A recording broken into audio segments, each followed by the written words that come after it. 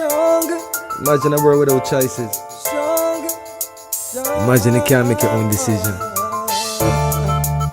That wouldn't be a world for me. That wouldn't be a world for you. UIC. Tell them we're gonna be stronger. Together we can make it right. Our purpose is a better Jamaica for you and I. Gonna be stronger together. Time we all just unify. Our purpose is a better Jamaica for you and I. It is a natural right for every human being to be free. Free, so free. So the government is there to protect you and me. UIC objective is to liberate the citizens from colonial bondage, them regulation, them taxation. Rob Jamaica, we independent.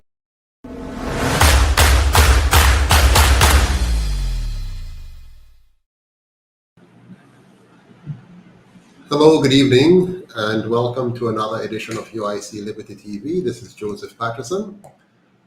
Tonight we're going to be talking about some recent developments right here in my backyard in St. Elizabeth, Northeast St. Elizabeth to be exact.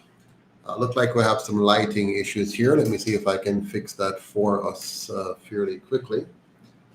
Just a second here. Here we go. That is much better. So welcome everybody. Thank you for joining me tonight. We're going to be talking about security, and in particular, very, very recent activities here in Northeast St. Elizabeth. Most of you know that I live in St. Elizabeth, and particularly the head office for the UIC is located in Bogue, St. Elizabeth. And we're not too far from Santa Cruz. Santa Cruz is about 15-20 minutes away from where I live. And so when you see things happening all around you in Jamaica, there's nothing like when it happens in your backyard.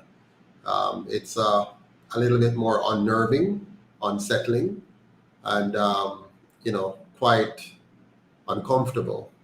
So tonight I want to talk to you about something which is very close to home this time. We're not talking about, in another parish, say St. Catherine or Westmoreland or somewhere else. Tonight I'm going to be talking to you about St. Elizabeth, and in particular, Northeast St. Elizabeth, and more specifically in the area called Bogue, St. Elizabeth.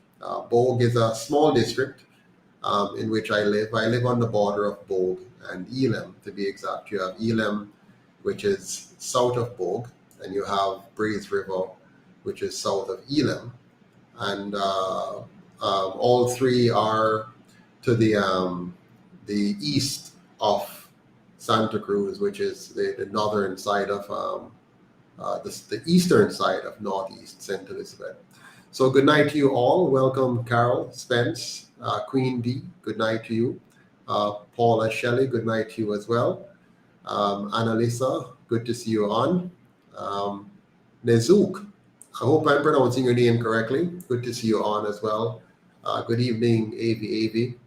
It's been a while since I've been here with you. I hope you have been enjoying the presentation from our chairman, Mr. Wright. And I think you also had Miss Acosta on. And on Friday, I hear we're going to have Babatunde coming on. Babatunde is one of our prospective candidates over there in Kingston in the Papine area. So yes, so you'd have seen in the news that on Wednesday, a Beryllium vehicle was significantly shot up by gunmen on Wednesday last. That's yesterday. And same time, in fact, today, we had another serious attempted robbery at a Bundong supermarket in Spanish Town, where gunmen actually went in and attempted to rob the establishment.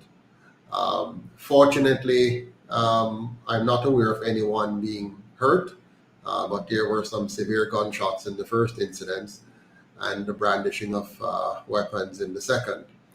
Of lately, we have been seeing an uptick in violence in in the peaceful parish of St. Elizabeth, where we used to have one of the lowest crime rates in the country. And now we're seeing more and more criminal activities, brazen criminal activities happening in St. Elizabeth. And it's spreading across the country to more and more parishes. Now, there are reports that the overall crime numbers our murder numbers are relatively down, in the first quarter of this year compared to the same time last year. But that's no assurances, no reason for us to be comfortable, because what's really happening is that while the overall numbers may be slightly down, the diversity of crimes is up.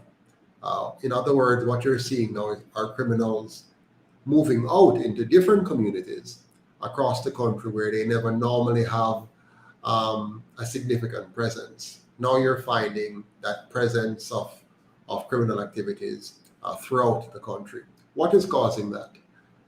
Really, the driver, and this is my theory that I developed since the beginning of this SOEs, regularization of SOEs by the government.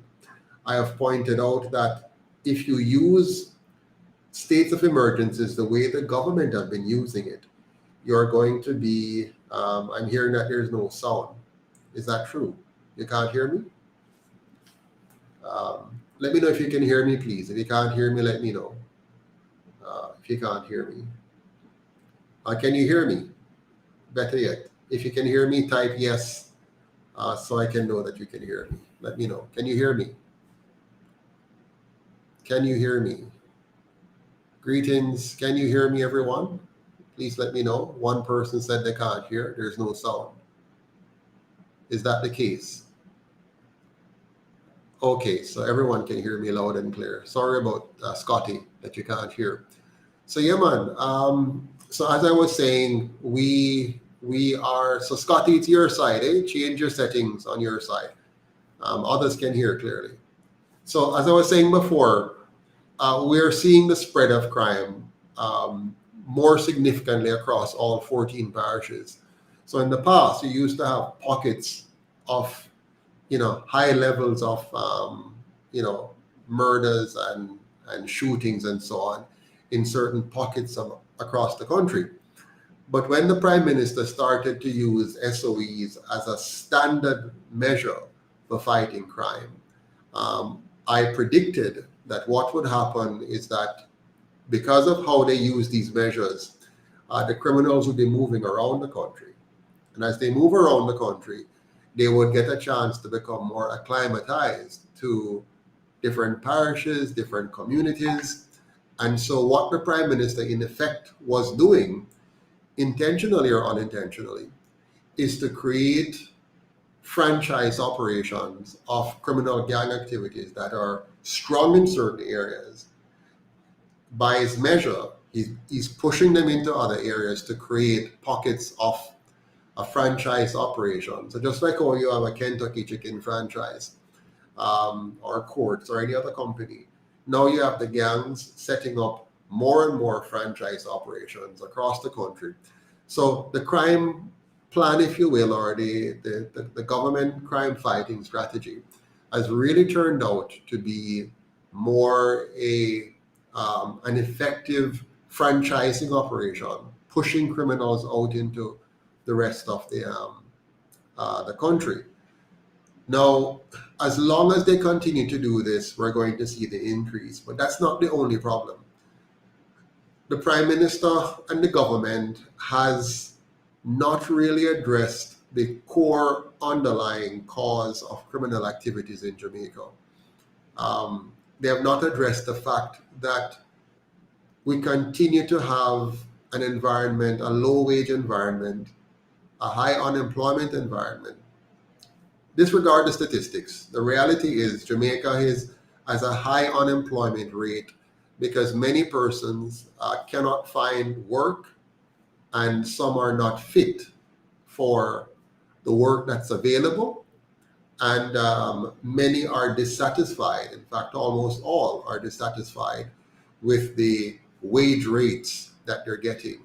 So when you combine the unavailability of jobs, with the low wages for jobs,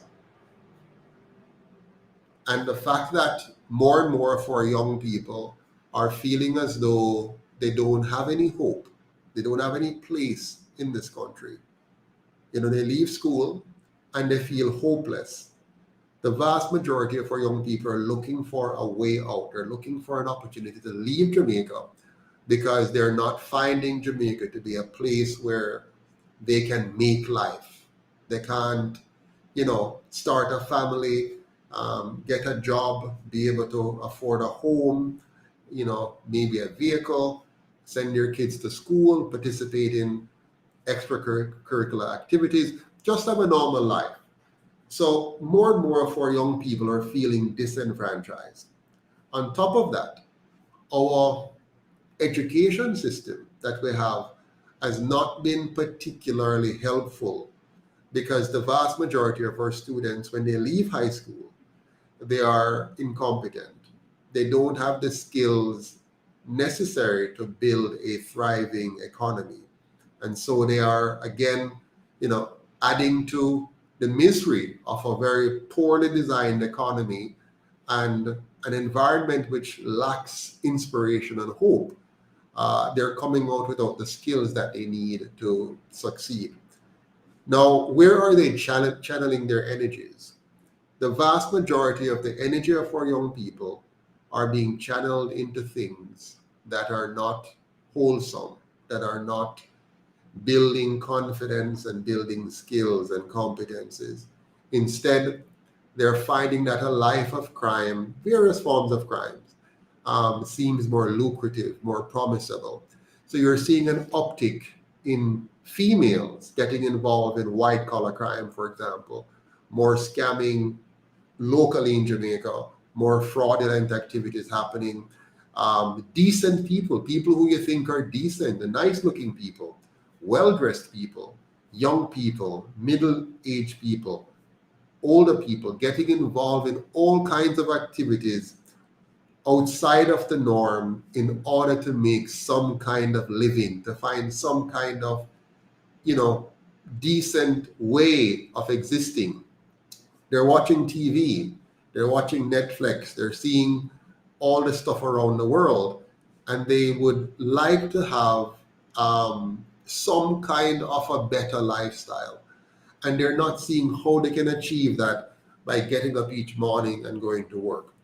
Just recently, my wife and I were, and my daughter, my youngest daughter, we were at a restaurant in Kingston. And we had a lovely breakfast at this restaurant. And we asked one of the workers, to tell us what her income was. How much did she make every 2 weeks? And we did the math at the table with my daughter, because I wanted her to understand and appreciate what was happening to the vast majority of Jamaicans. Now, this young lady said she makes $9,500 every week. So if you multiply that by 52 weeks in a year, it means she makes $494,000 for the year. Now, this is before taxes, okay? Now, so before any tax at all. Now, all Jamaicans pay a minimum amount of tax. We pay the NIS, which is the National Insurance Tax. We pay the NHT, which is the National Housing Trust Tax. We pay Ed tax as well from our pay. Now, if you make under 1.5 million, you don't pay the income tax, which is 25% up to a certain level, and then 30% and so on. But everybody pay those minimum tax. The employer also pay a portion of that as well, plus the heart tax on top of it. But let's assume that this young lady took home all $9,500 every week, which means $494,000 for the year. Now, if you subtract from that, let's divide that, by the way, by 12 to kind of get an approximation of the monthly income for this person. That would be $41,166 for the month. Um, that's unbelievable. Uh, let me do that again, right? 9,500 for the week times 52. That gives you 494,000 for the year. Divided by 12, that gives you $41,000 for the month. I'm still stuck there because I know that is like impossible to live on. I'm not using this as a value judgment as to the person's value. I don't know what kind of value this employee brings to the employer. All I do know is that this is what she took home. This is what her pay was from this employer. Now, I asked her how much was rent. She says for a decent place, it's between 25 and 35,000 for a minimally decent place. Now, if you take that out of her monthly rent, it's finished. I asked her about lunch. She says, well, the employer provides her, all the staff, lunch, which is good. But if she had to buy lunch, that would be at a minimum, $500 for the day times 5 days times 52 divided by 12. You're looking at about $10,830 a month for lunch. Roughly the same would also go into transportation to and from work. So you're looking at about $22,000 for lunch and transportation out of a $41,000 pay. So quite small. So people are having a very, very hard time. And Jamaica is a low-income country. The vast majority of our people make a low income, the vast majority. There are only a few that are making, some relatively big sums, like the commissioner of police. I think he gets about 18 or more $1 million a year. So he's in a very good position compared to many other Jamaicans. And he's in charge of our crime fighting. But for some reason, the criminals are getting bolder and bolder and bolder. They're beginning to have regular shootouts, broad daylight robberies, drive-by shootings. It's just getting really, really out of hand.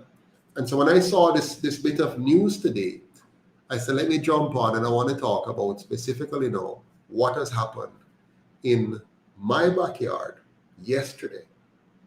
Beryllium, they had a truck, or rather one of their, what do you call it now, vehicles, coming through not too far from my house, literally less than 5 minutes away from my house.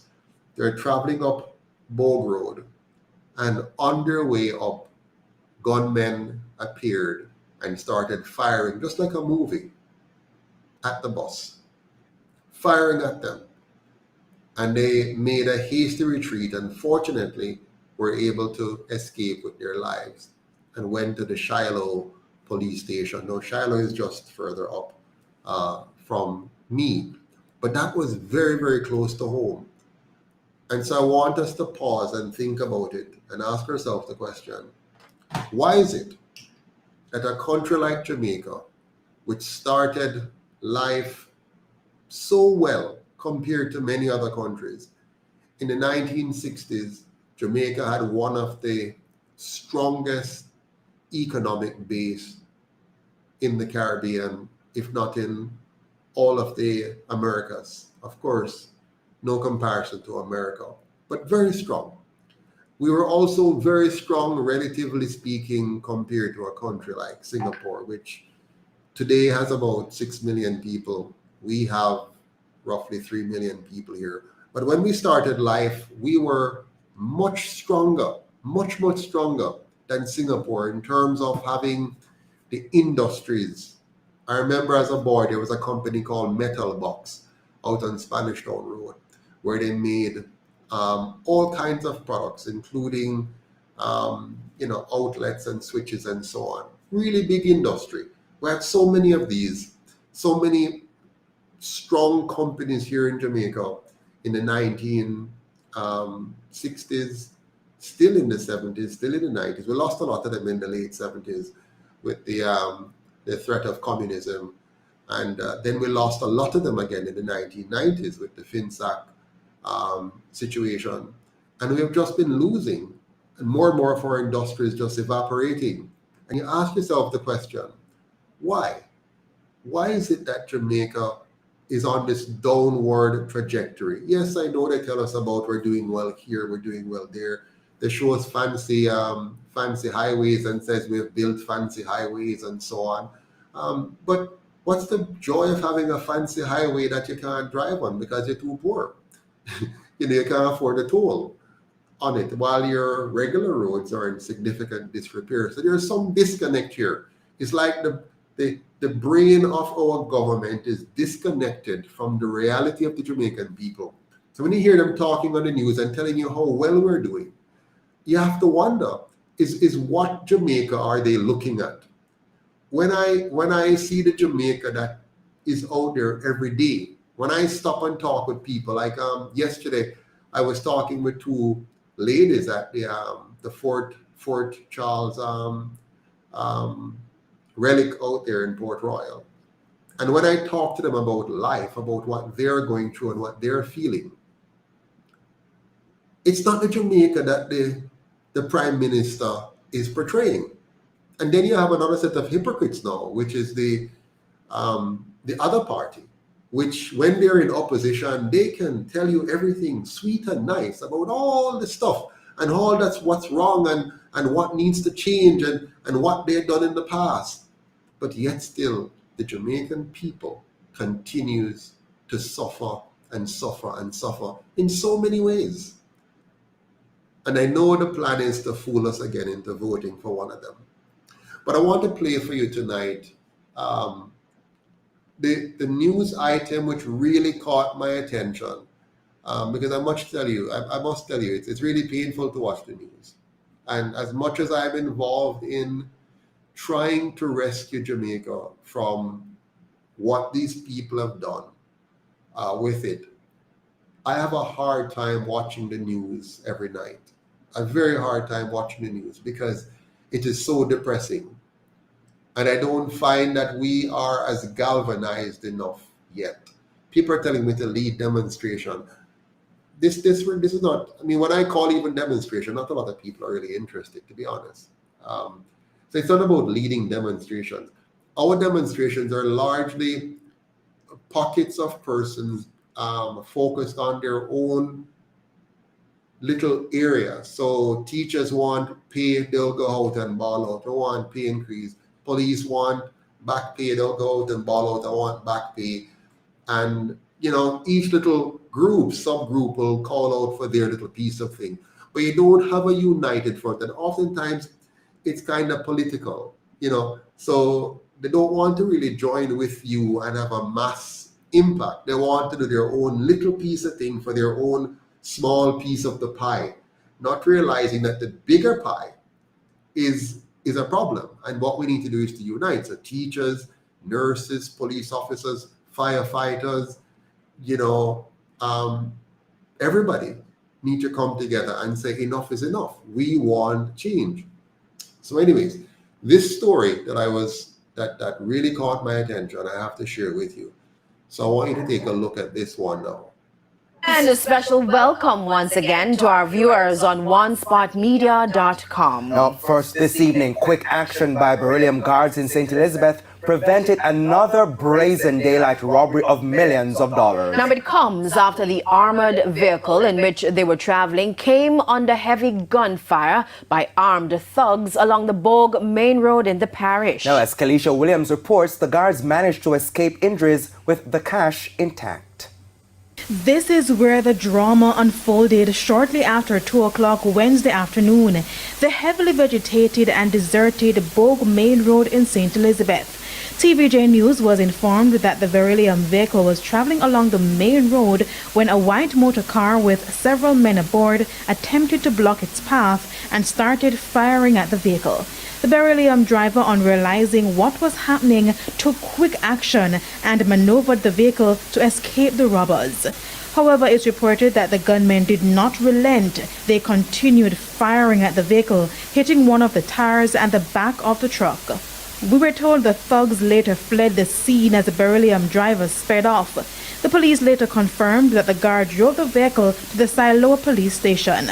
In the meantime, Director of Public Relations for Guardsmen Group, Commander George Overton, told our news center that the guards escaped injuries. Wednesday's attack is the third such incident on a Beryllium vehicle in less than 2 months. On February 27, a guard was killed and about $10 million stolen when gunmen sprayed bullets at a truck delivering cash at the Portmore Pines Plaza in St. Catherine.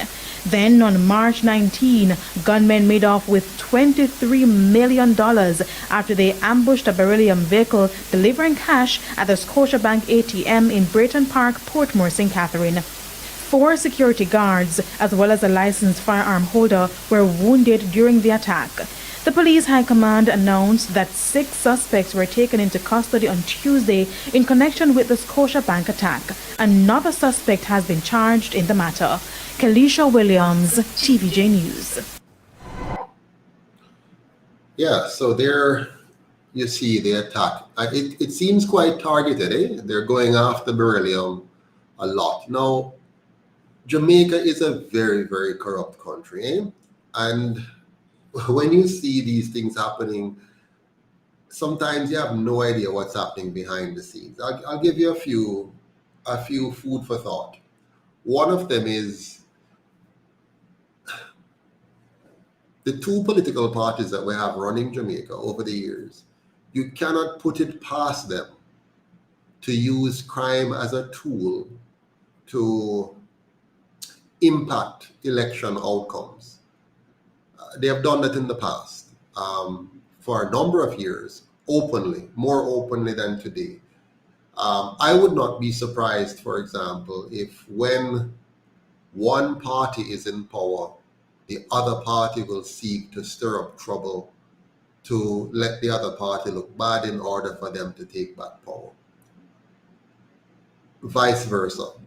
So don't put it past them to use crime, to use putting the people of Jamaica at risk, putting our lives at risk by using crime and violence to influence elections in ways that you would consider most reprehensible. I also wouldn't put it past some to use crime and violence as a means of impacting business outcome. If you notice, this one particular company in the security space is being attacked repeatedly. I wouldn't put it past them past whoever, for using crime and violence as a tool, even as a part of the competitive business space. I'm putting that out there. Then I also wouldn't put it past them to use crime and violence as a way to usher us towards a so-called cashless society. As you operate in the space here in Jamaica and around the world, you're going to find an assault on our use of money in various forms, including the gradual elimination of ATM machines, or the poor servicing of ATM machines, the lack of funds or high maintenance, and a gradual reduction in your ability to access your money more and more, to the point of severe frustration and almost everybody choosing finally to go with the central bank digital currency. Our world is so corrupt from the top down that it's amazing. You cannot put anything past the powers that be to achieve their ends. They will do anything, any form of deception, any form of corruption, any form of trickery, any form of bribery, whether it's to pay you to take an injection or to pay you to take on and use a particular form of currency, in the end, with the objective of gradually placing you under government arrest, by placing you in a system where you can't do anything without the permission of the government. Let me rephrase that. we will very soon find ourselves, I believe, in a situation where you cannot buy or sell without the government's permission. And you can only buy and sell what the government thinks you should buy and sell. And the government, I mean, are those who you think you elected, or who a small portion of us elected because we were so directed. And we're directed by a few elites who are behind the scenes pulling the strings, at some point causing us to believe we have a democracy, and eventually we finally realize that we don't. So when I see all these attacks on Beryllium, I have to look beyond the surface to what's really lurking underneath. Yeah? What is it that's lurking underneath the surface? And I strongly believe that Beryllium is being targeted today, no, but that we the people are next. As long as you have all these factors coming together to create a very unsafe environment for the Jamaican people. Yeah? And if we don't do something very dramatic about it, because, you know, any sensible Jamaican, anybody who have looked at Jamaica over the last 30 years, 40 years, 50 years, let alone the 80 years of these two parties, if you look at Jamaica, where we're heading, we're not heading for a good place. We're heading for a Jamaica where our country won't be owned by us anymore. Our country will be owned by others. And we are like some kind of tenant or squatter in this country. Now, not all of us. There are some of us who will be among the 10% or the 5% or the 1%, right? There'll be some of us who are wealthy and well off. And I must admit that it's very likely that I will be among those who are in a more well-off position than others. But the vast majority of us are running the risk of being led down a path where we're completely without rights and without a future. In a way, we're kind of already there, but I think they're now formalizing it. They're now putting all the pieces in place to fully. You see how hard I hate to say, how the government and the prime minister have worked over the last few years, how hard they have worked to get us to accept whatever it is that the colonial masters want us to accept. They have worked very, very hard to get us there. There were a few oppositions. The UIC put up a valiant opposition, and then everybody went to sleep. They're all asking, what is Mr. Patterson doing and where is the UIC? As if it is not our collective responsibility. It's not my responsibility. It is our responsibility. All of us, we're all responsible for defending our rights and our freedom. It is not one man's responsibility. It's not Joseph Patterson's responsibility. It's not the UIC's responsibility. It is the responsibility of all of us. And I must say a tremendous appreciation for the Jamaicans overseas, who, by the way, contribute more than 80% of our donations. You who are outside of Jamaica, who could have turned your back on Jamaica, could have just given up and just focus on the country where you now find yourself. You are still hopeful and you're still pushing for change. And I applaud you and I appreciate you. I wish that enough of us here at home who are suffering, who are struggling, who are feeling the pain every single day, I wish we would rise up. Instead, what I'm seeing are some of you talking about joining with the PNP, What's wrong with you? How can we join with the PNP? It's the PNP why we're here in this mess. We're not in this mess because of the JLP alone. We're in this mess because these two parties are the very embodiment of the colonial system and the colonial masters. They are funded by the 1% elite that runs this country. They have been funded and propped up and promoted and supported and protected by the 1% elite in this country that we oftentimes refer to as the PSOJ. So if we want a new Jamaica, there's no way that that new Jamaica can entail the UIC joining force with the PNP. None whatsoever. That is simply a continuation of what we're trying to get out of. Now, some of you are saying some nice things about Mark Golding. You know, things like, oh, well, him have money already. Oh, he wasn't involved in the whatever was in the past. Do you know your history? Have you been paying attention?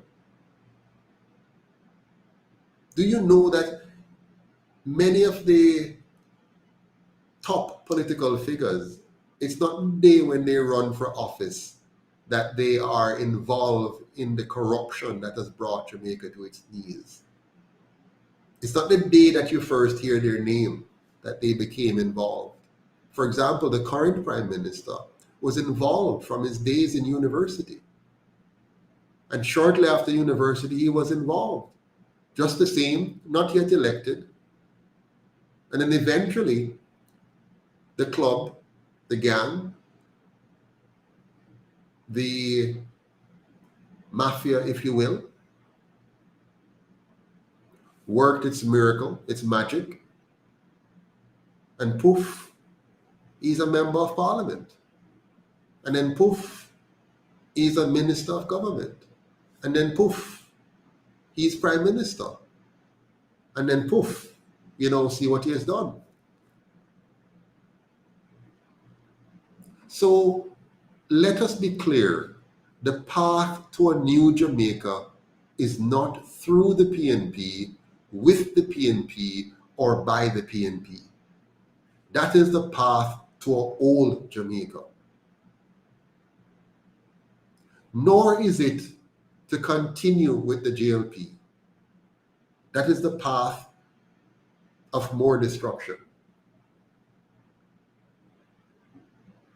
If the PNP could have helped us, they would have done so when they had 18 straight years in office, 18 and a half years in office. They could have helped us, but they didn't.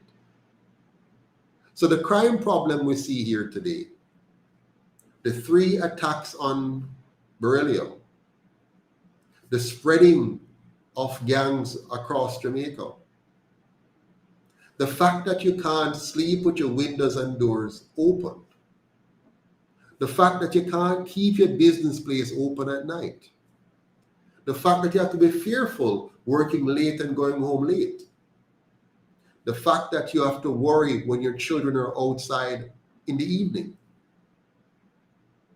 is not because of Andrew Olness alone. It's not because of the JLP alone. It's because of the PNP and JLP owned and operated and controlled by the PSOJ oligarchy. All of which are subservient to the colonial masters and colonial powers. Anything the colonial powers want is what they do. So the education system we have reflects that colonial ideal, which then produces the kind of failures that we're seeing, which contributes to our crime problem. the economic model that we have, which is a master-slave economic model, which is designed to enrich a few and to keep the masses poor, living on the margins, living on the edge, living hand to mouth.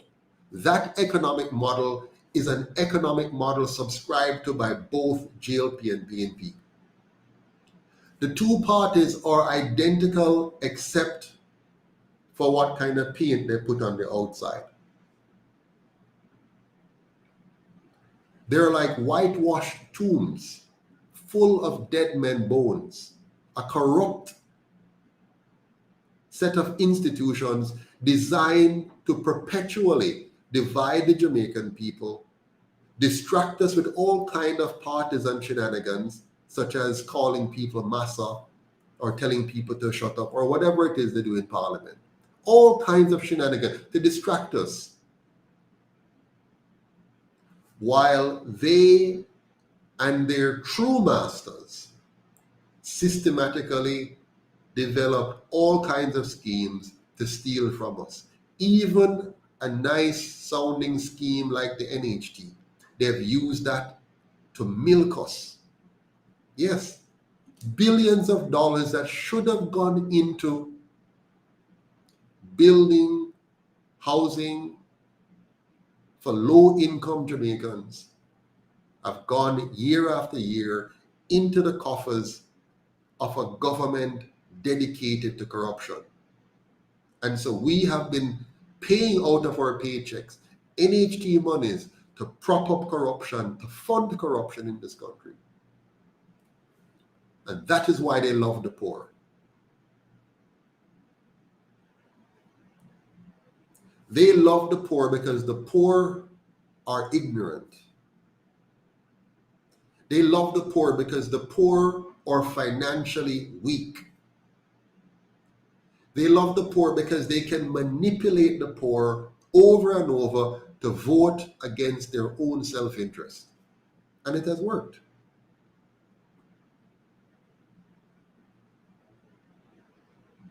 And one of the ways that they have been able to keep us poor is by the use of crime. Never forget that. Jamaica's crime problem is a perfect reflection of the legacy of the PNP and JLP. That's their legacy to Jamaica. They created the crime problem. And don't listen to nothing what they say. Whether it's Peter Bunting calling for divine intervention or Horace Chang telling them to shoot to kill, it doesn't matter. They are the epitome of crime. We're asking criminals to solve the crime problem. Let that sink in. They have never come forward and told the Jamaican people the truth that they are the architects of Jamaica's crime problem. They created the garrisons. They created the dons. They empowered these criminal gangs with government contracts. Don't forget that, please. I'm begging you, don't forget the genesis of our crime problem. And so when you're thinking now about solution, you can't think about those who have created it.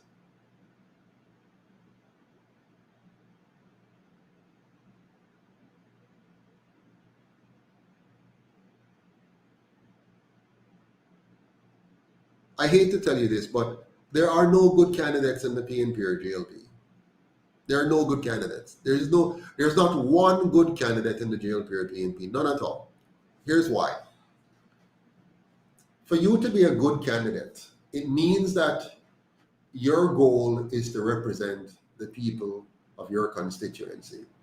Your goal is to defend the interest of the people of your constituency. Your goal is to bring good governance to the people of your constituency.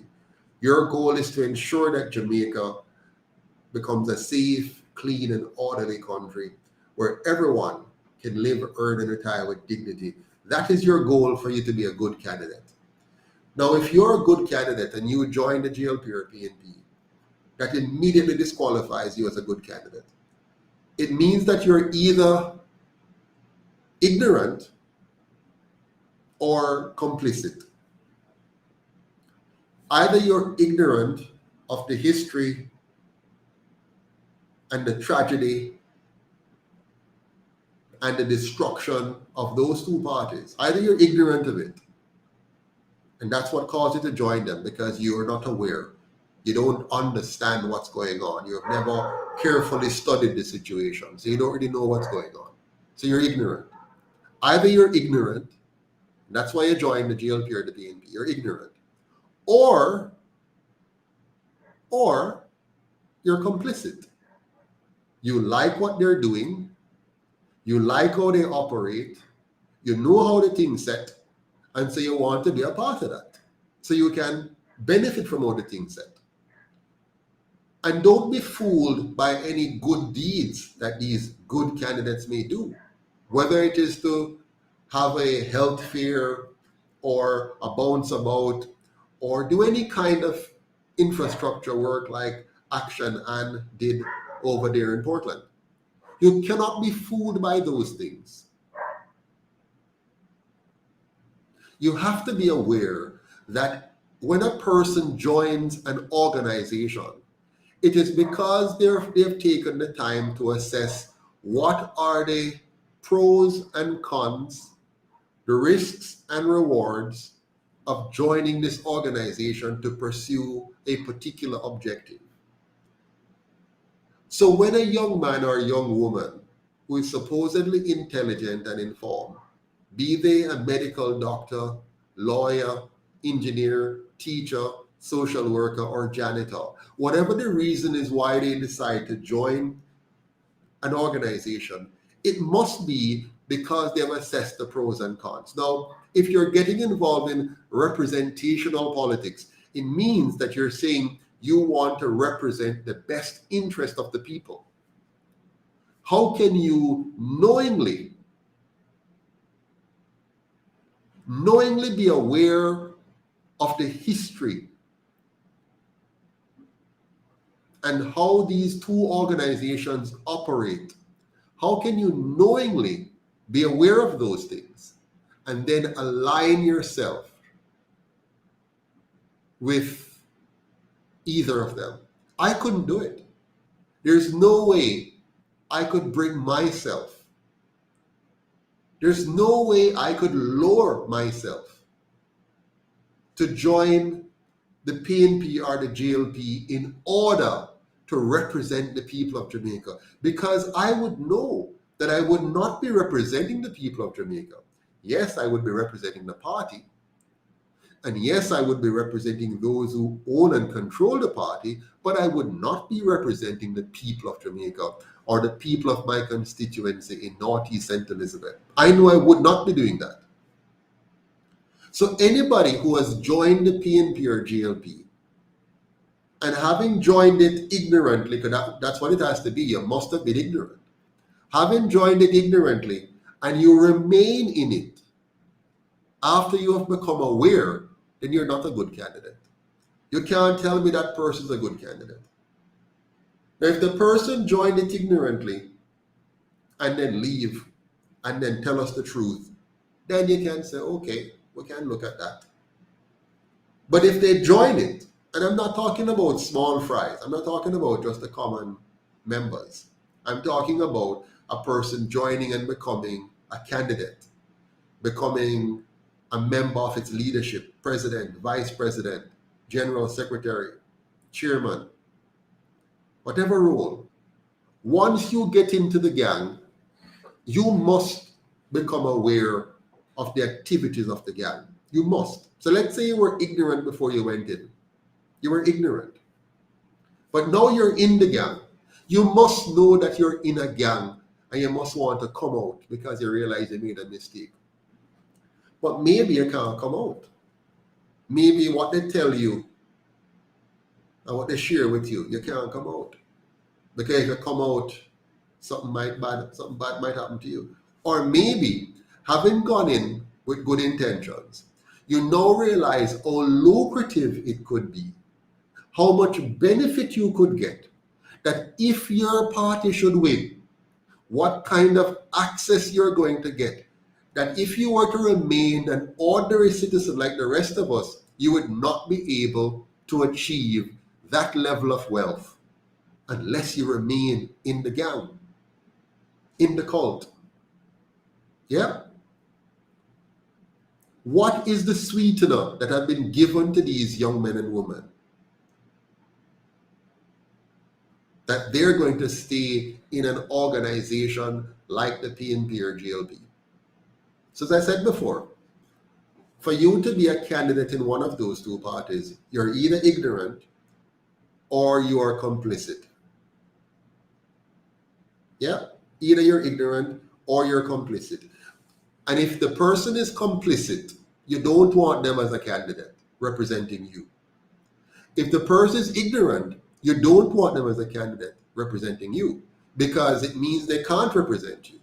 It's like you're going to get a lawyer who is incompetent in law, who is ignorant of the law, or who is in cahoots with your opponent. Yeah?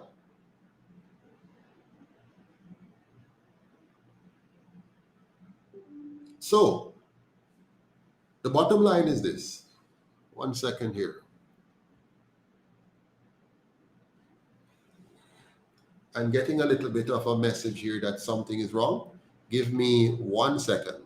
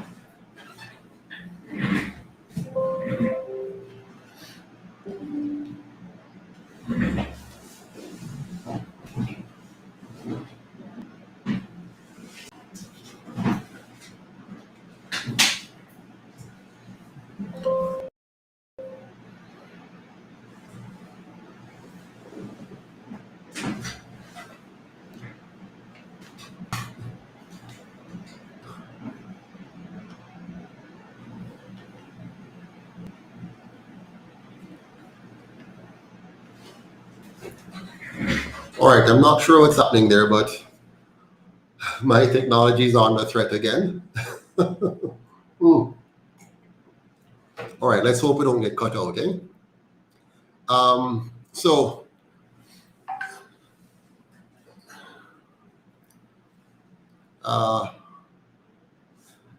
Yeah, Jojo, I hear what you're saying about this person who's building an hospital, but I want you to think beyond that. I mean, listen, the powers that be, if they want to win our votes, they'll do anything. They'll give you what appears to be a free road, a free hospital, a free ice cream, whatever it takes. But we have to think beyond that. We have to go beyond the surface things, beyond the niceties, and look at the reality. And the reality is this. We have given these two parties 80 years to fix our country.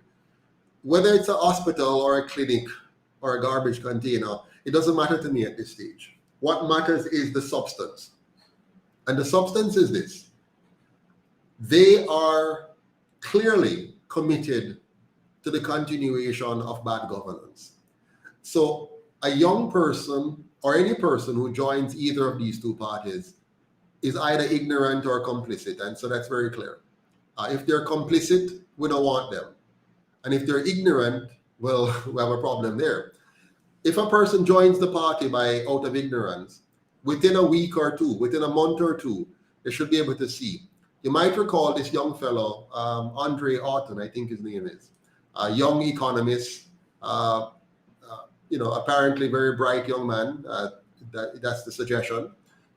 And he joined the PNP. They gave him a Senate position to nice him up and give him a profile so we can see him on screen. That's what they use the Senate for, right? They use the Senate to show us, to profile people and get their faces on television and get us to become used to them. And then they move them to run for a seat. That's how they pass them through and get them into their House of Parliament. It's all a nice trick, right? But anyways, this young man joined them. Andre Autumn, and went through the process, run for office and all kind of stuff. And then he came out and he was so distraught. He was so devastated by what he learned, what he saw. And he came out and he said he would have never done it if he knew all of that. Okay, which he should have known. So clearly he was ignorant. At least that's the suggestion. But guess what? He's right back in it now. After him come out and tell us all that he saw and how horrible it was. What I'm saying to you, he has said. Damien Crawford has also said the same things. And others have said it. Bruce Golding have said it. And they all went back like a dog returning to his vomit. Yeah? And they go back in it. Why? Now, I was on a program the other day with Wilfred Rattigan and Wayne Lonesome and a guy named Jeffrey Tavares. And one of the questions they asked me is, why should we trust you? And of course, they tried to ridicule me as usual and put me down as usual. That's the norm. I'm used to it now. And they asked me the question, why should people trust you? Why should people trust you? Well, I can't tell you why you should trust me, but I can give you a hint. When I returned to Jamaica in 2011, if I wanted to feather my nest, if I wanted to increase and enlarge my bank account, if I wanted to quickly push my profile up, all I had to do was to say yes to the PNP or the GLP. And in no time, you'd have seen my face in the Senate as a senator, being profiled on TVJ and Nationwide and CVM, in the Gleaner, in the Observer. And you'd hear how bright and brilliant I was and how I'm going to make a difference and so on, and all the nice things. And my accolades would have been spilled out and all that kind of stuff. And then I'd be given a sweet post of some sort. And then I would be a candidate for a seat, maybe Northeast St. Elizabeth. And I'd get elected. And if I was on the PNP side, then the PNP would be cheering, yay, yay, yay, he's the best thing since sliced bread. If I was on the GLP side, you'd hear, yay, yay, yay, he's the best thing since sliced bread. And all the time and money that I've spent trying to build the UIC, I wouldn't be wasting all of that. I would be enjoying that easy, nice, carpeted path to power.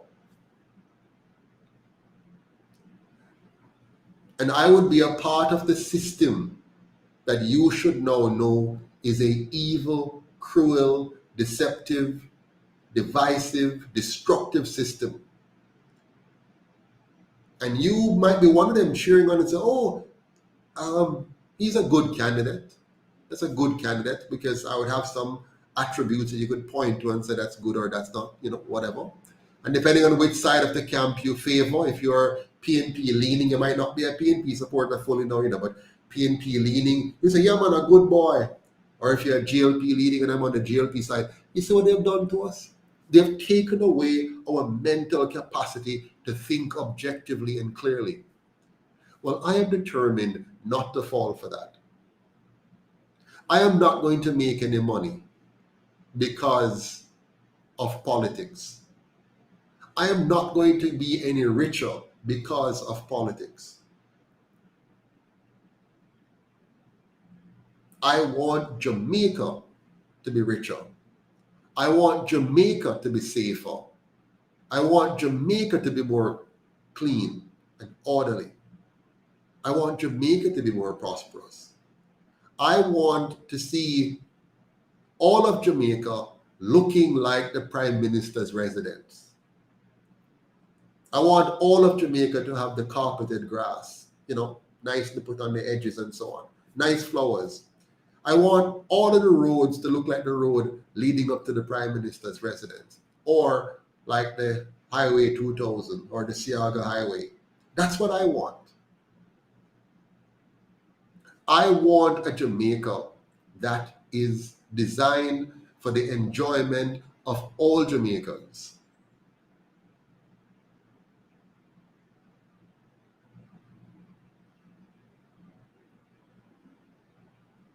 And so that's what I'm fighting for. So when the question is asked, why should we trust you? I turn the question back to you, my friends. Why should you? If you don't see any reason why you should trust me, then that is your decision to make. I have done what I am capable of doing. I've made the choices that I have made. And having done so, the onlookers have to judge. Now, of course, judgment requires information. Judgment requires reasoning ability. And sometimes we're short on those things. We're short on information. We're short of reasoning skills. And that may be a challenge. So we might not be able to decipher good from evil, up from down, left from right. And so they take advantage of us. Yeah. So kick Ross. If persons prefer for me to join one of the parties, that's okay. That's a preference. It's, people can have their preference, but I will not join any of them. I could never in good conscience bring myself to join what I know are the destruction of Jamaica. I would not be doing myself any favors to join what I know to be wrong. However, if we continue on this discussion with Beryllium here and what is happening with the crime situation in Jamaica, I see somebody is saying I need to have more content. And that's the problem. Sometimes we take politics for church, where you have some hot preacher looking for the next hot preacher. Who's the next hot preacher coming? Well, I'm quite simple. I am very, very simple in my presentations. I am not here to mesmerize or to, cause persons to become all excited without focusing on substance. And the substance is this. If we want more of the same, then we choose these two parties. If we want something different, we can either create another party or we work with another party that exists, right? Jamaica has 4 registered political parties, 4. The UIC is the 3rd. So after the other 2, we were the 3rd one to be registered under the new laws that they brought in to get rid of political parties, but put it nicely, that they're trying to improve the system. Then there's a 4th one that was also registered. And I believe by the time we have the next election, they'll make sure there's a 5th and maybe a 6th, because their goal now is to bring confusion. The system is quite set, it's very set up, very nicely. And if we want to fool ourselves, then we will be fooled. The system is very well set. All they're going to do is to make sure that come election time, they announce to you some more parties. Here's some more.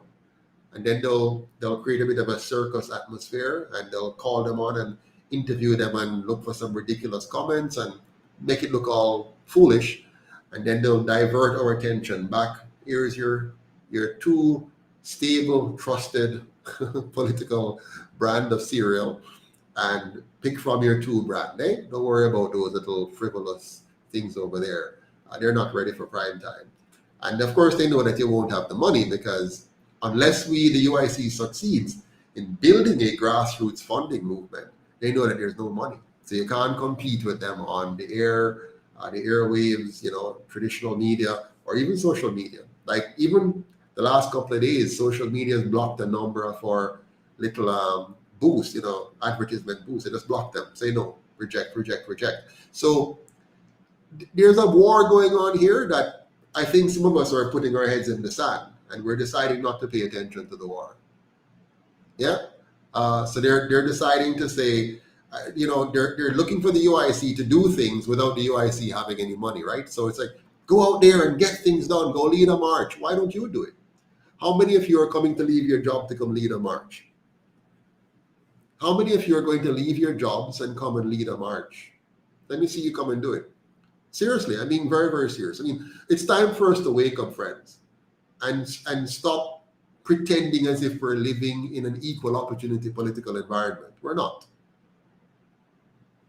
Right? So the game is being played, and we either get with the program and fight back or be played again. Right now, I'm going to show you a clip in a little bit. As hard as the UIC works, all that they're going to do is take whatever value we put out there, spin it as theirs, to grab the minds of the people while using their control of the media to hide the UIC and our plans from the people, so that if and when a little peep of our plans get out to the people, they will say, we've heard that already. And the same thing the other two parties are saying. And they will lump us in with them and say nothing better can come, and do one of two things. One, vote for one of the two same way. Or two, don't vote at all.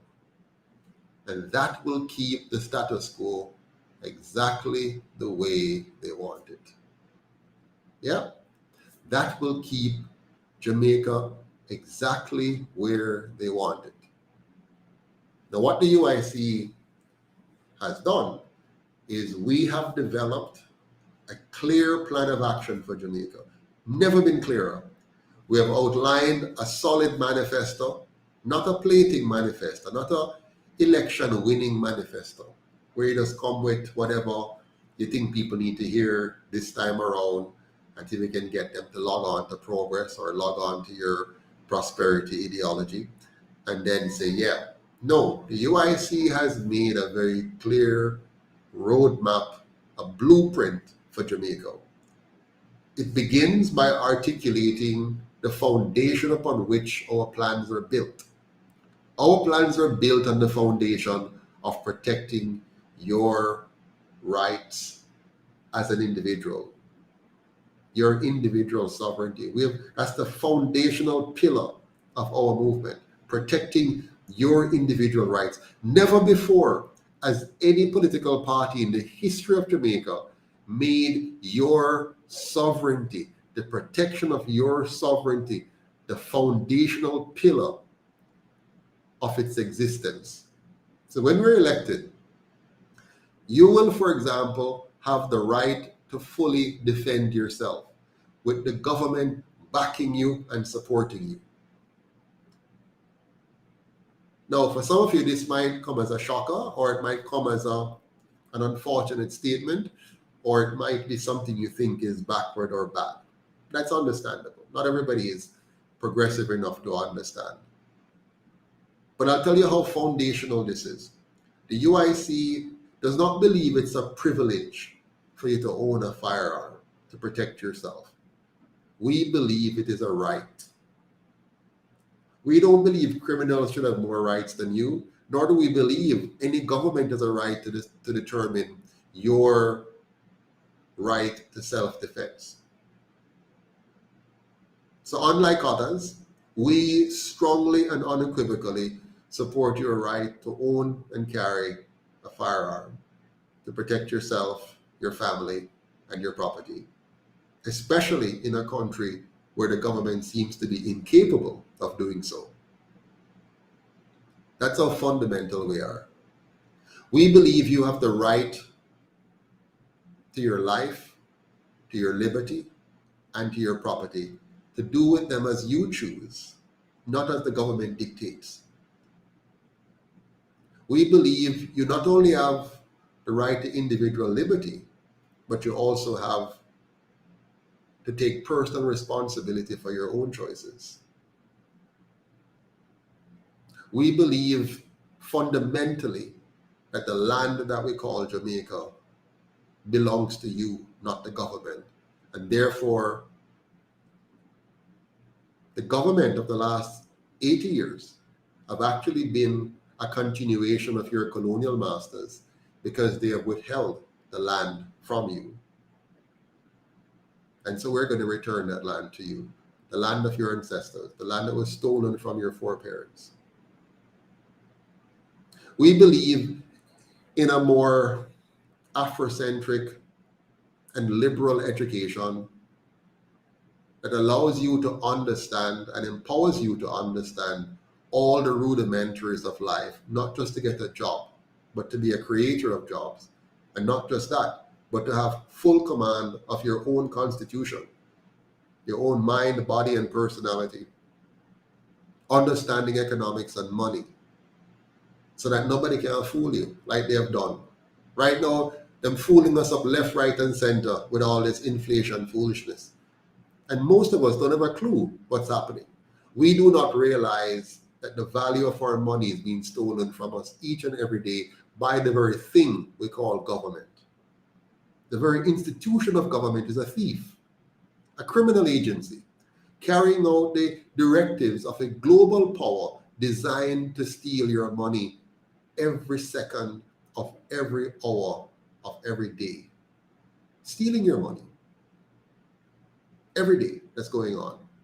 And you don't understand it. Most people don't understand it. We're beginning to, because now more of it is being placed out there on social media, so much more that still we might not understand it. But yes, your government have signed on to treaties, set up banking regulations, adopted monetary policies and fiscal policies, all designed to systematically rip you off, to steal your purchasing power. And you won't see it, many of you, until you finally get to the age of 65 or thereabouts, and you're about to retire and realize what a disaster your education and your government has placed on you. They never taught you about money. They didn't teach you the secret of your wealth destruction. They never explained to you how they're stealing the value of every dollar you try to save in any form of pension, and how they're going to wipe out your hard-earned money over time. They never taught you that. Well, the UIC wants to make sure you know that. The UIC wants to make sure you fully understand monetary policy, the science of money, how money works, so that you cannot be fooled by politicians anymore. The UIC wants to change our monetary system to real money, backed by productivity, as opposed to being backed by faith in a government that has no right to be called government in the first place. So yeah, the UIC want to restore your ability to access and use natural medicine rather than depending on foreign produced medication as your only real option. We want to give you more options, create more variety, give us confidence again in ourselves as a people, that we can actually produce, manufacture, and use our own products rather than become more and more and more dependent on others to supply all of our needs. That's what the UIC wants. What does the PNP want? What does the PNP do right now? You know what the PNP is doing right now? The PNP is busy copying UIC policies and peddling them as their own, pretending as if they care, trying to regurgitate what we have put forward to see if they can fool you one more time. Just like the JLP. That's all they're doing. And many are being fooled all over again, as if 80 years of it wasn't enough. Many are being fooled all over again. They're going to promise you everything. More free education, more free healthcare, more free food,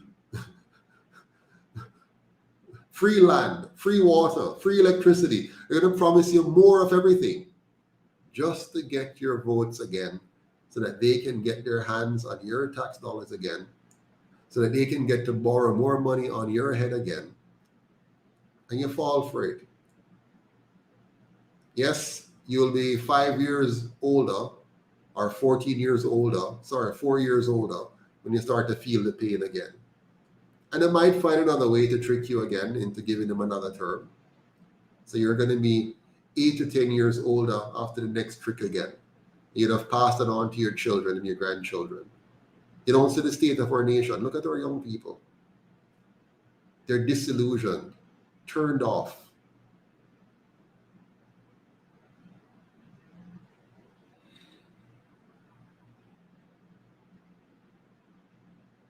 my fellow Jamaicans, the time has come for us to do something different. We have to do something different. Now watch this clip here. I want you to see this clip. It's about at the 8th.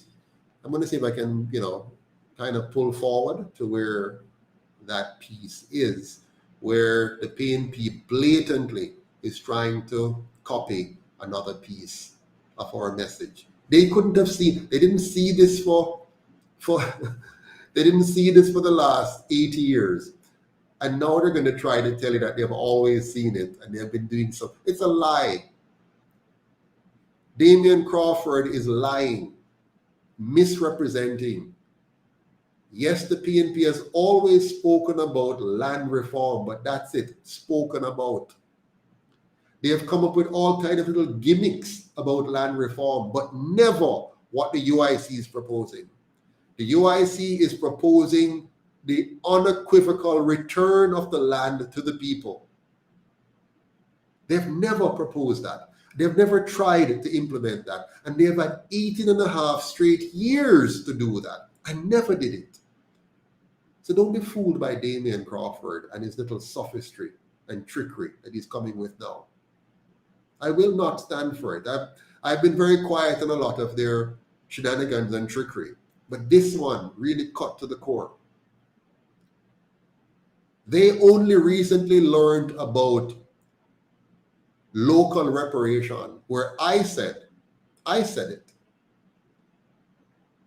that if they really cared about reparation, they would have done what they could have done from the time they were elected, especially from the 60s to now.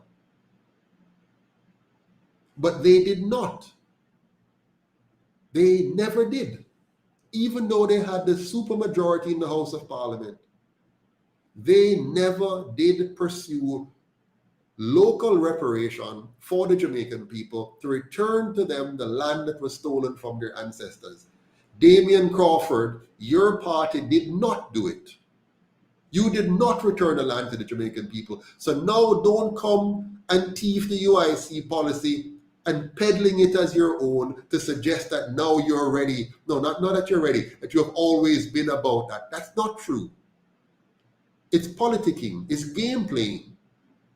You want to fool the Jamaican people once again, Damien Crawford. Shame on you. And the funny thing is, he knows better, but he's playing the game. And that's why I tell you, there are no good candidates in the PNP and JLP. None whatsoever. There are no good candidates in the PNP or JLP. They are simply persons there looking for their opportunity to be where Andrew is. They too want the big house on the hill. They too want the high fence. And it's true. It's bad mind for sure. The whole of them are bad mind each other. Seeing how they can win their time in office so they can amass to themselves the wealth that they see some of them have successfully done. They are all a bunch of crooks, and I can say that without hesitation or apology. They sit there and play games after games after games with the hearts and minds and emotions of the Jamaican people while destroying our economic fabric and pushing many and many down into all forms of destructive behavior.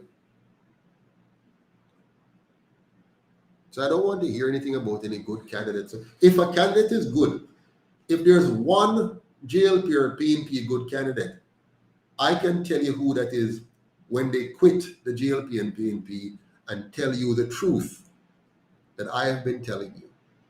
When they come out and tell you the truth, then that will be the day that they're a good candidate.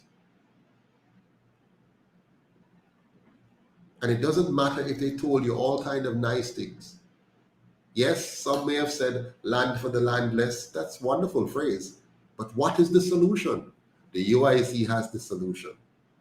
The UIC is the one that made it clear if Singapore, with the size of St. Thomas as their entire landmass, not even the 14 parishes that we have, Singapore is 1/15, 1 out of 15, 3 5s, 1, 2, 3. Singapore is 1/15 the size of Jamaica, and yet still with 6 million people, more than twice the size of Jamaica's population, they have achieved a 92% home ownership rate in that country. And I said to you for months now, for years now, if Singapore can do that, we can do even better. And if the PNP under Norman Manley, Michael Manley, PJ Patterson, Portia Simpson, if the PNP over the entire course of its history, who believes in socialism so much, could not do what Lee Kuan Yew has been doing from 1965 until his death and to this day, if they could not, with 18.5 years in office, could not have done that. And I'll tell you all kind of story about CIA and all kind of A. The bottom line is they had the same opportunity as Lee Kuan Yew in Singapore, and they failed miserably. Many PNP today are living in squalor. Many PNP who have voted for 30 years, 40 years, all their lives for PNP are living in squalor today because the PNP failed them and failed us and failed all of Jamaica. The JLP has an equal disastrous record. The JLP under Bustamante, Sangster, Shearer, Siaga, Bruce Golding, and Andrew Holness have failed the Jamaican people miserably. The JLP has always gotten the first attempt to fix Jamaica. In 1944, they were the first party to be elected in the history of Jamaica when we got universal adult suffrage, or the right to vote, one man, one vote, in 1944.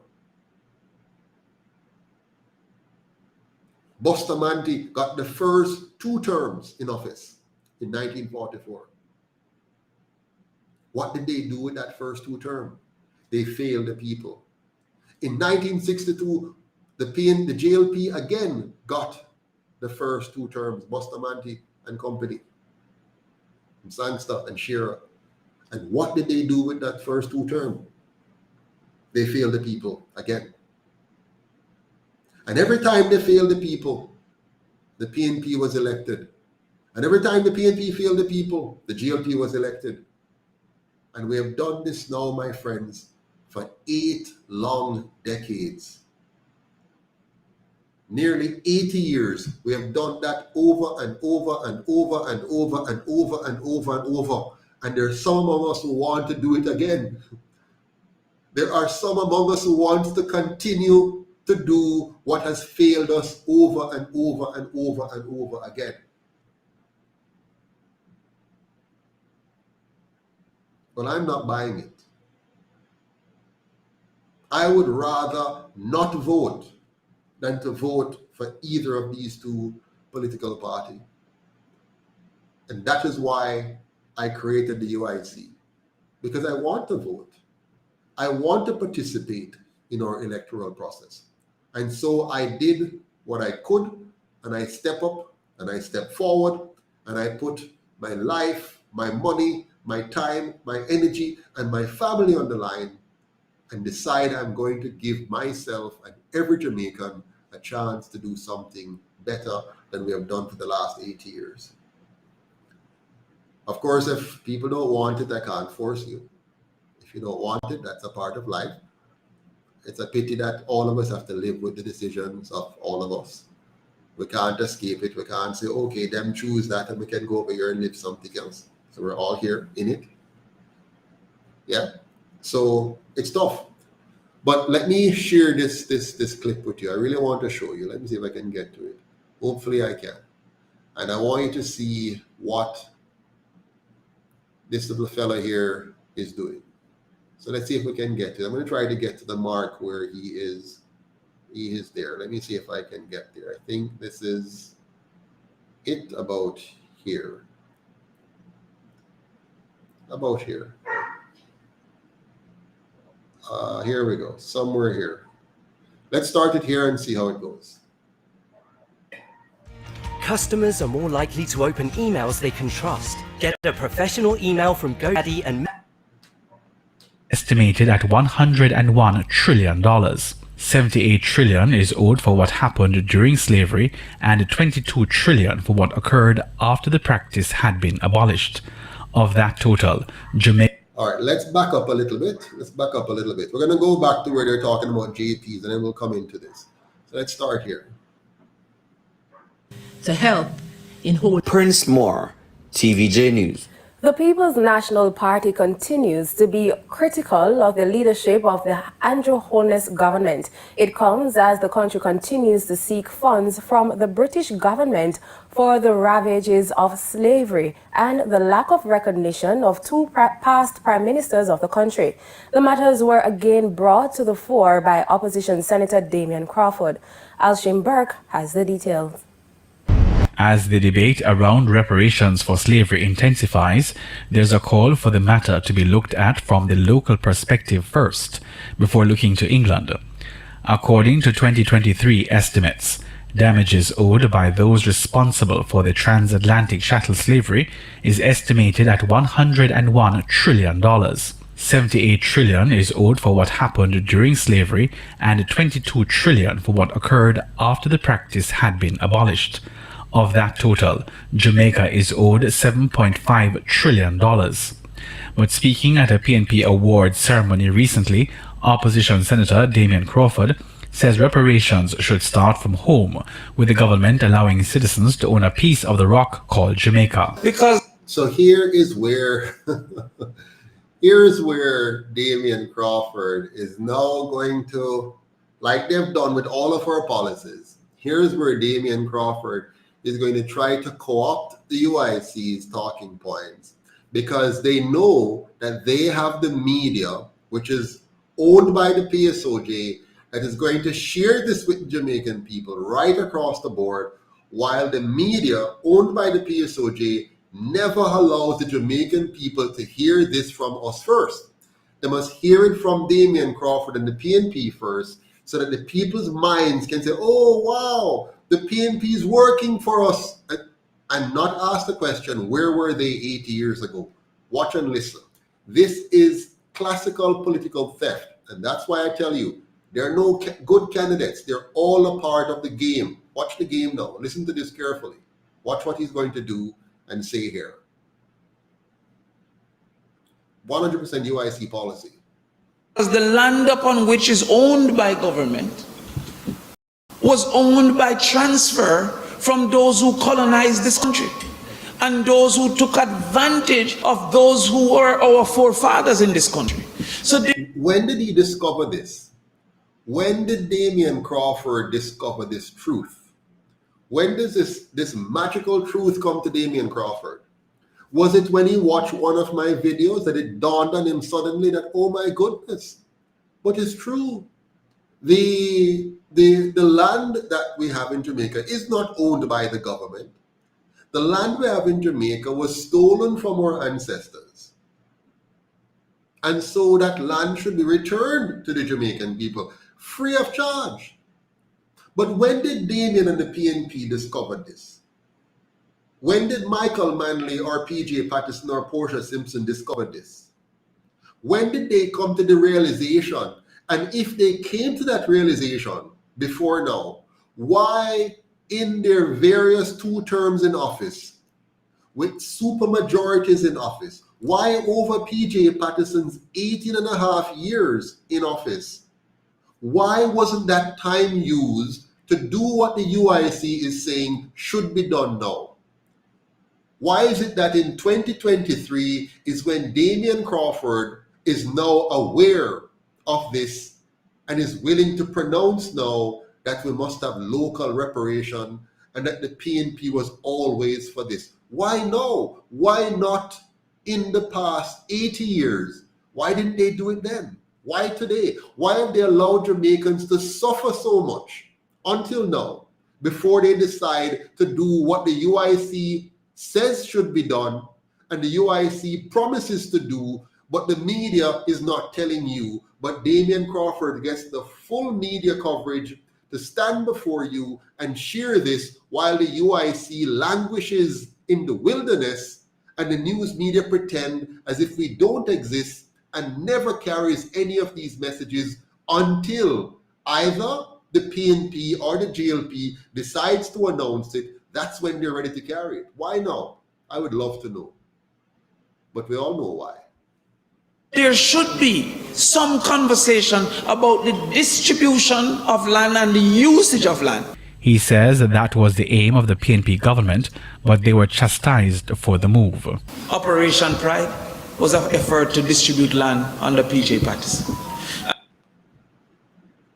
So Operation Pride was an effort to steal money from the people of Jamaica. Operation Pride was a method of creating garrisons in Jamaica. Operation Pride was another form of corruption in Jamaica. Operation Pride was used to funnel money away from their intended purposes into the pockets of a few. And that's what the JLP and PNP always do. They always use all kind of nice sounding schemes as a way of ripping off the Jamaican people. And if we elect them again, they will do nothing less than rip us off again while saying nice words. And that is what Damien is doing. I can clearly say this is a wolf pretending to wear sheep clothing. Clearly say that. And so therefore the People's National Party understood the importance of reversing some of the negatives of slavery by using land reform to create ownership and using ownership to create wealth. That is why I told them, let me give you 2 goats, so that they could look. Oh my goodness. So now he's trying to legitimize the handout politics. The Jamaican people don't want you to give them 2 goats. We don't want 2 goats. What we want is good governance and for you to give us back what is rightfully ours, which was stolen by the colonial masters and withheld, which means also stolen by you and your political party over the last 80 years. So we don't want the goat. We don't want the free goats. It's not free goats the Jamaican people need. It's freedom that we need. Freedom from the corruption, from the theft of your 2 parties.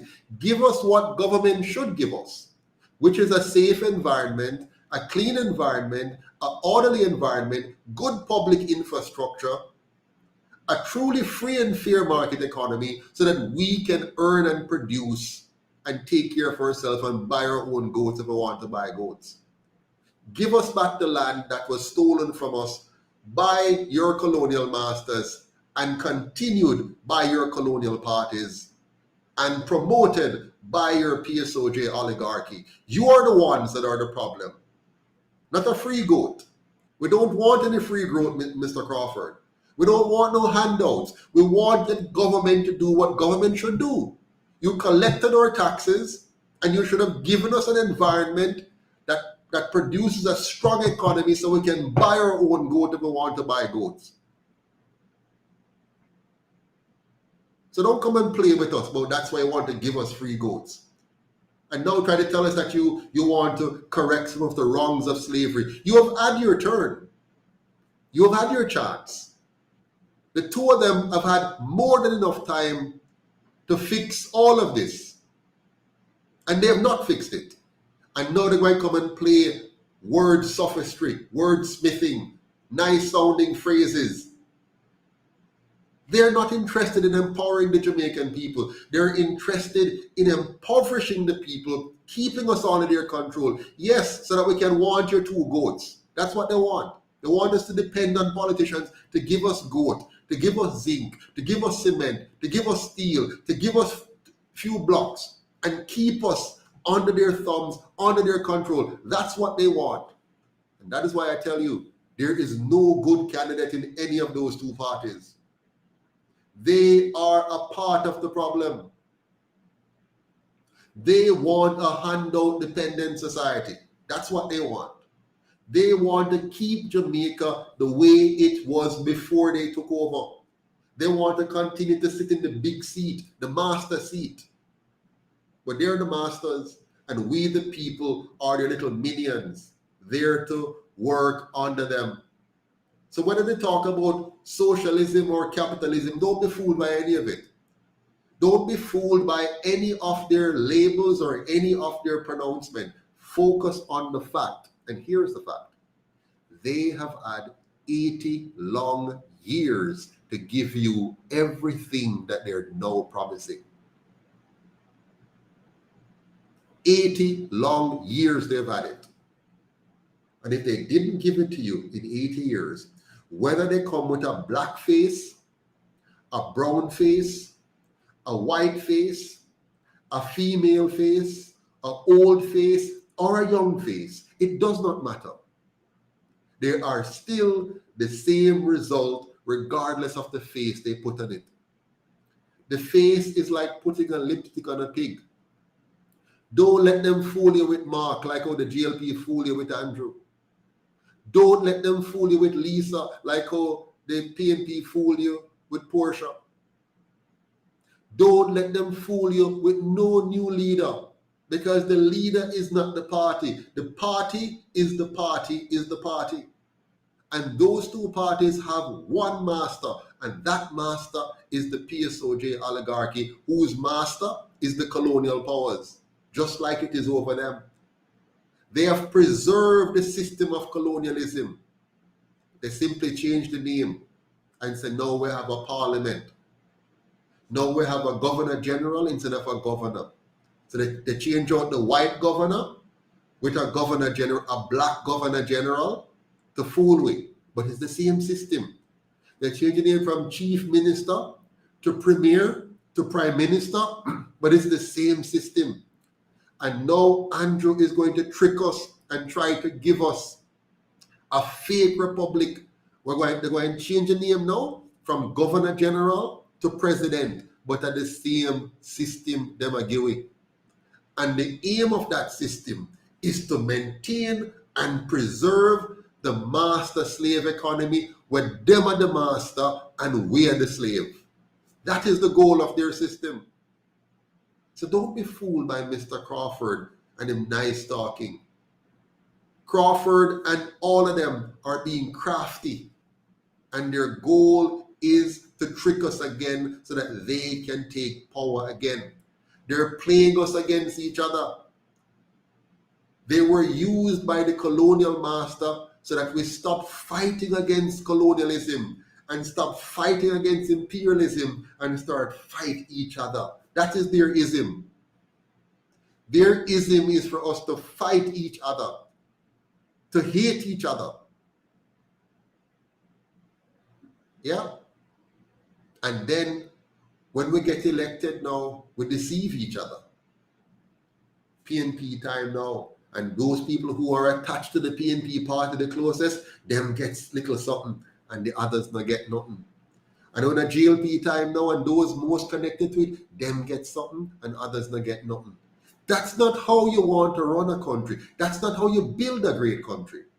You build a great country around unity, around good governance. Get rid of corruption. Create a safe environment. Create a clean and beautiful environment. Create an educated nation with people who are educated to think and reason and create and produce. And then nobody don't have to worry about no handout.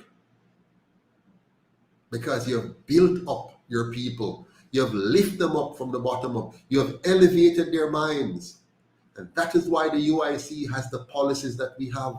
Our policies are empowerment policies. Our policies are people-driven policies. Our policies are developmental policies. Our policies are about real bottom-up prosperity for the people of Jamaica.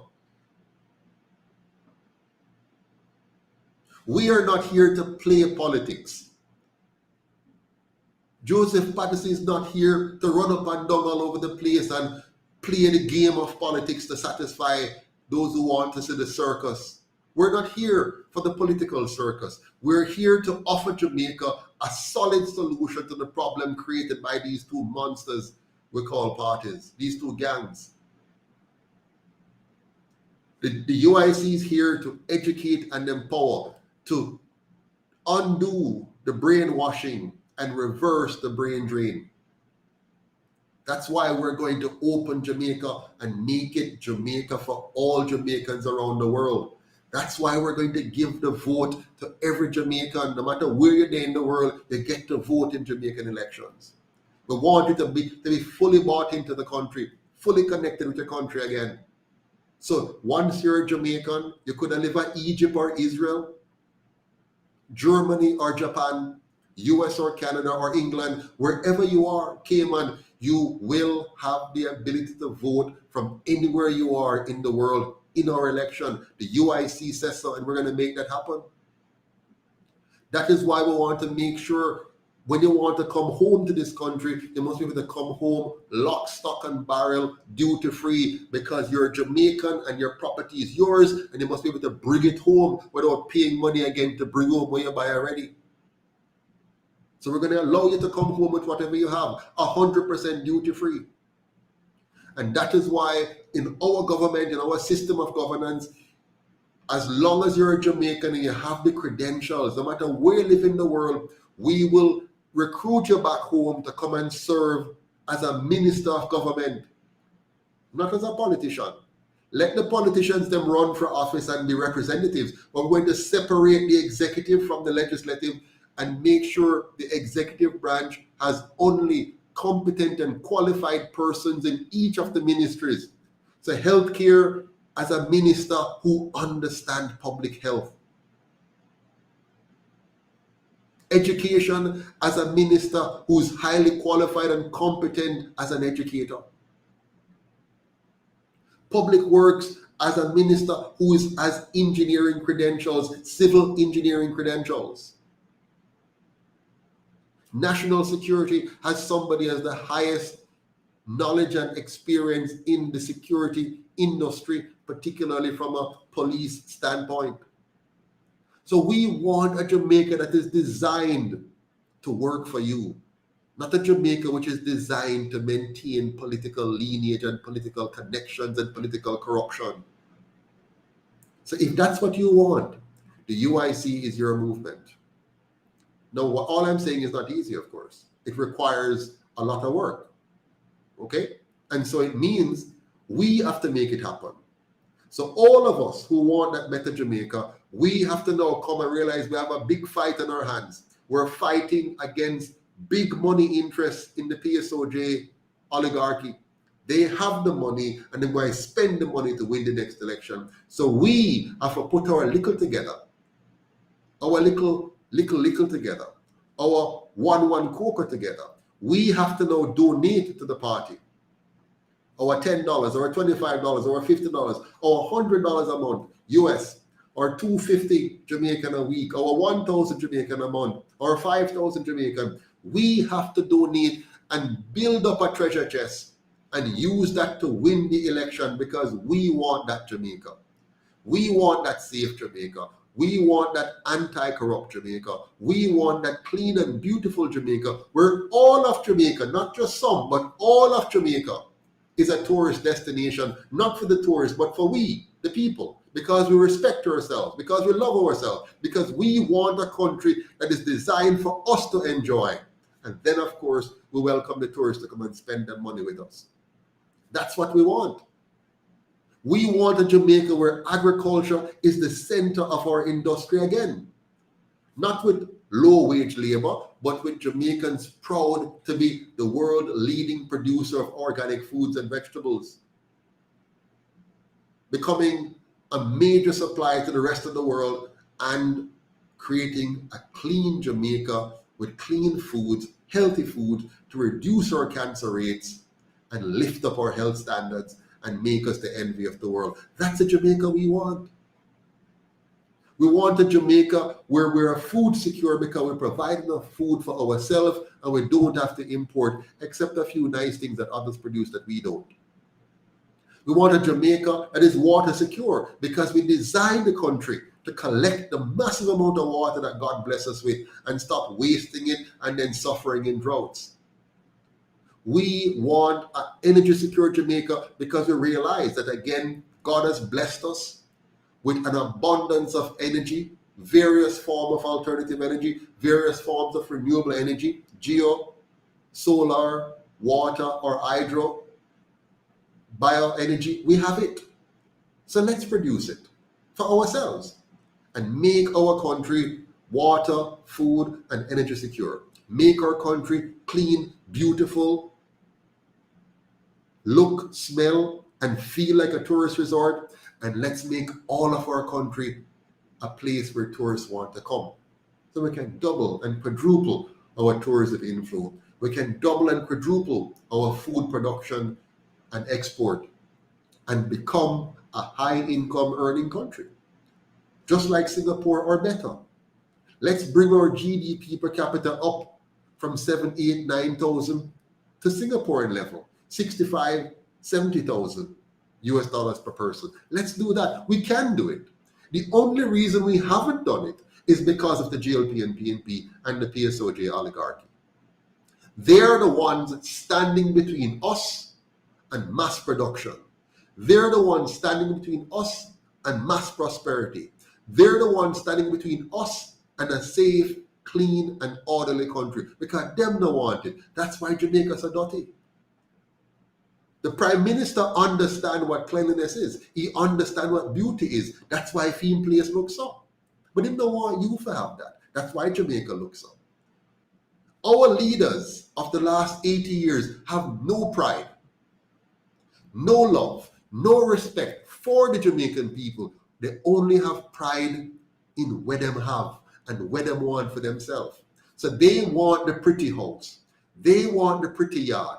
They want the pretty car, but you mustn't have it. You must be their maids. You must be their servant. You must be their inferior. That's what them want. And they have preserved that for the last 80 years. That's what they want, and they have kept it that way. And the time has come for you to say, enough is enough, no more. We're done with PNP, we're done with GLP, and by God, we're done with the PSOJ oligarchy.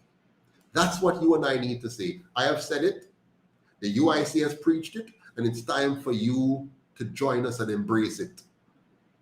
We can and must rise up against these two evil factions and their benefactor.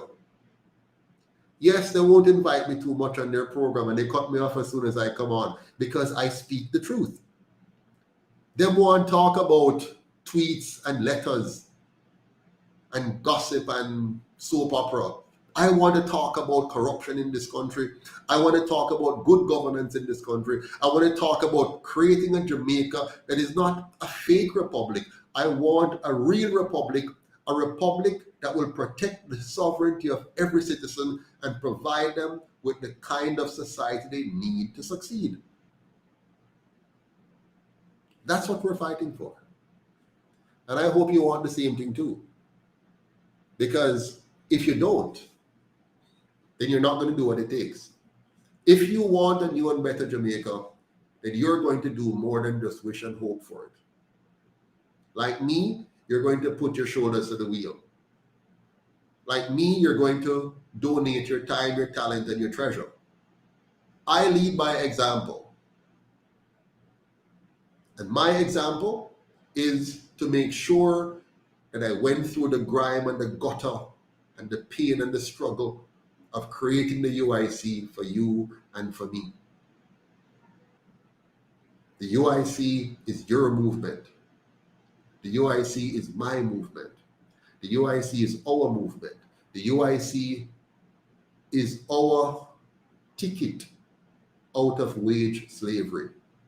It's our ticket out of the corruption that these two parties have created and maintained over the last 8 years. And so, I'm asking you to do what I have done.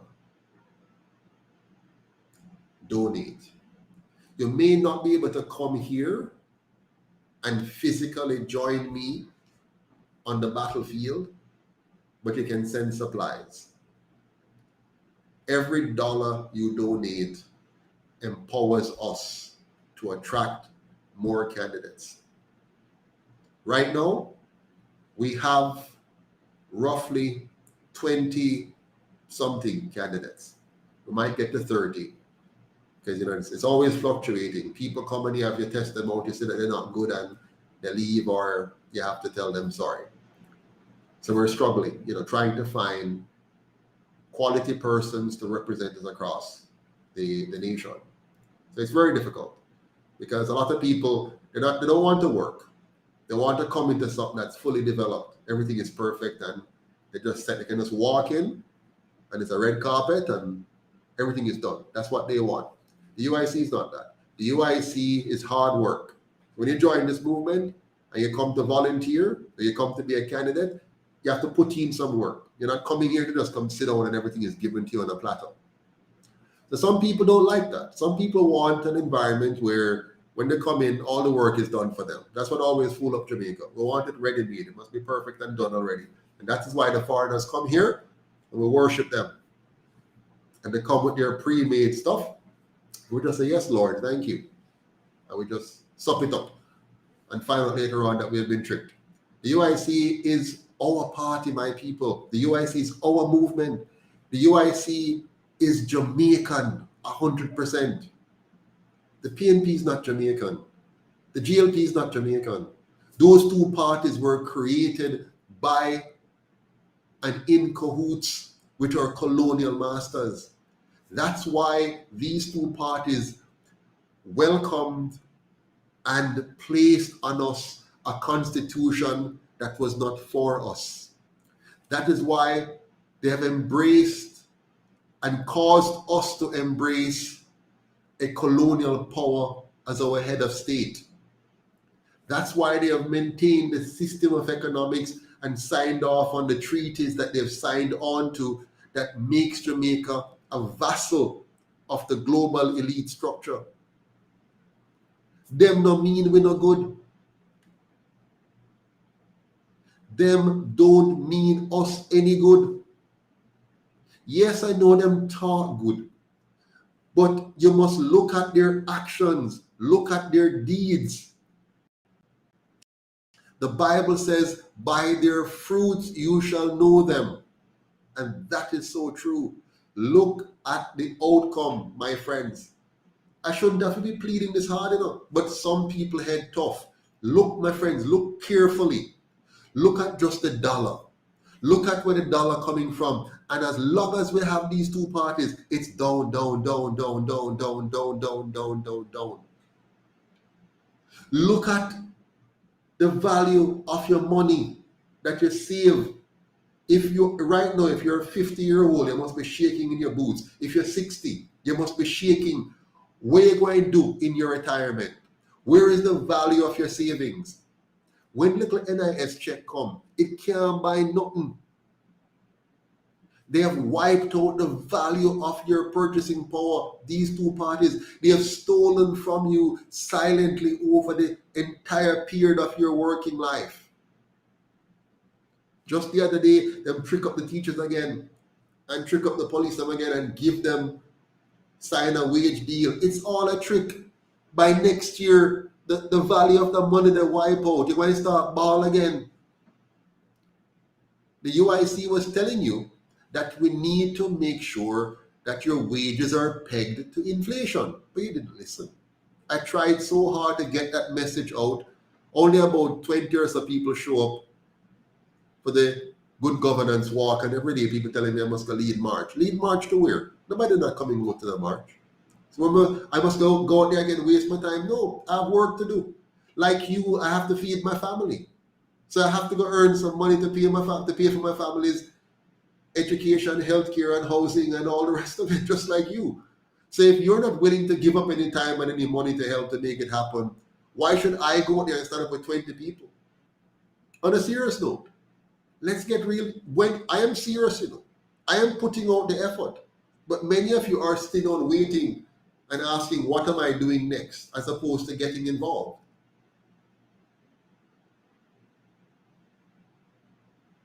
It's time for us to realize that Jamaica not going to change unless we do it.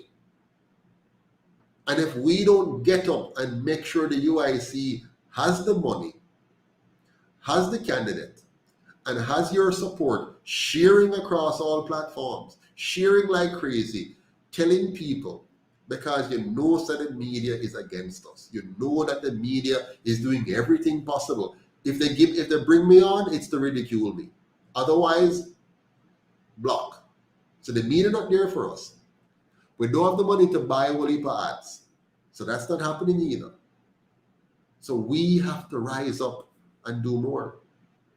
And by the way, I still have to say it again, a big shout out to the 200 of you who have been funding this movement so far. 200 donors every month sending in what they can to help. I really appreciate you. Thank you so much for that. Okay? And so tonight, you have seen it. We spoke about the Beryllium tragedy, and the topic for tonight is Beryllium now, we next. Yes, all of us are next. If the gunmen are getting so brazen, so targeted, yeah, so vile, so vicious, they're hungry. They're hungry. And as the noose get tighter around their necks, because we don't have a government that is focused on creating opportunities for the people, you're going to have more criminals. And a lot of innocent people are going to suffer and are suffering right now. This last attack on Beryllium was right here in my backyard. 5 minutes away from my house is where this attack took place. And in Santa Cruz, which is about 15-20 minutes from my house, more and more. Just today, they went in and hold up the grocery store. And they have done a number. They have attacked the bank. They killed a policeman in the corner out there, so when the Chinese man going to make his deposit. So the crime rate, the crime epidemic is spreading across the country.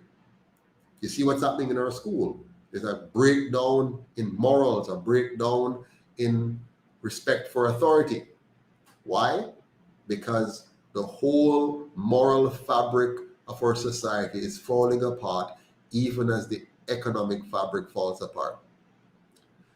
So don't be misled by the fake statistics that the Prime Minister and others will be putting out there. Fake economic statistics, fake crime statistics, trying to tell you that the situation is better. It's not better. It's worse. And it's getting worse by the minute. Wait till China finally have to take charge of some of our assets because we can't pay them. Yeah? Now, we have a government, though, that has always paid its debt for the most part, except for 2 defaults, 2 or 3. They will do anything to the Jamaican people to pay back those illegal debts. They will crucify us. They will milk us. They will let us drive on rocks instead of roads because they don't care what happens to us, the small, insignificant worker slaves that they have at the bottom. They are happy to maintain the colonial system of they being the master and we being the slave. So don't be fooled by them again. This election, if you vote for one or the other, you're voting for a continuation of what you have already had. The time has come for you to give yourself a fighting chance. by not only voting for the UIC, but joining, volunteering, and donating. The future of Jamaica is in your hand, as it is in mine. One Jamaica, we're stronger together. Have a good night until we talk again. Take care.